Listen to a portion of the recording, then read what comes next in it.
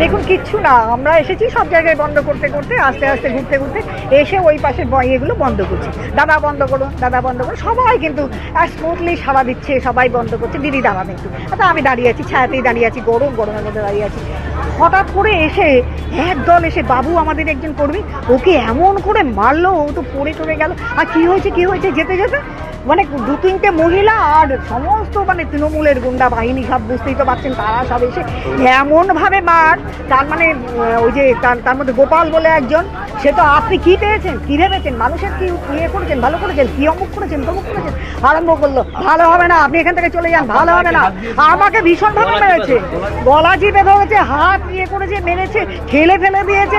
আমি ভীষণ, আমি মামনি, মহিলা নেত্রী মামনি, আমাদের ইয়ে রয়েছে, শিল্পী রয়েছে, ওকে তো একদম গলা টলা টিপে ধরেছিল, এরকম অবস্থা, মোবাইল ভেঙে গেছে। সমস্ত তৃণমূলের লোক, একদল তৃণমূলের লোক ঝান্ডা নিয়ে এসে এই করে। ভালো হবে না এখানে, বলছি চলে যান, মেরে ফেলে দেবো, চলে যান। আরে ভাই এটা কি ইয়ে নাকি? বলে আমাকে আবার বলছে এটা ইউপি নয়, এটা ইউপি পাননি। তা আমি জিজ্ঞেস করতে চাই, বিশেষ করে মাননীয় মুখ্যমন্ত্রীর কাছে, এখানে কি শরিয়াতি আইন চলছে? এটা কি বাংলাদেশ? এটা কি পাকিস্তান? আমি জিজ্ঞেস করতে চাই, এখানে পাকিস্তানি আইন চলছে নাকি?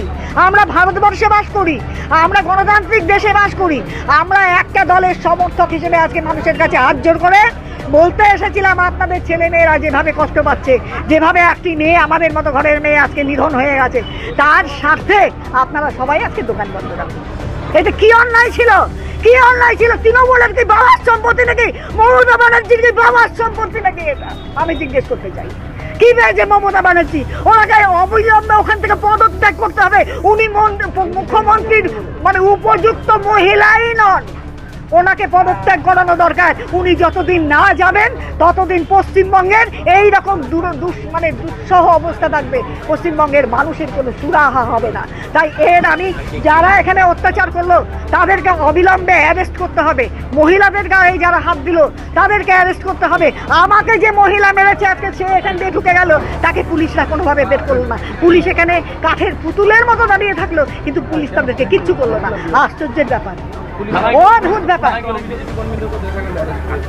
বিজেপি কর্মীকেই তো নিয়ে গেছে অ্যারেস্ট করে, বাবুকে নিয়ে গেছে, যে মার খেলো, যাকে মেরে ফেলছিল তাকে অ্যারেস্ট করে নিয়ে চলে গেল। অথচ তৃণমূলের ওই গুন্ডা বাহিনী, লেঠেল বাহিনী, যারা এখন আবার পুলিশের সামনে এলো, তাদেরকে কিন্তু পুলিশ অ্যারেস্ট করলো না। আশ্চর্যের ব্যাপার।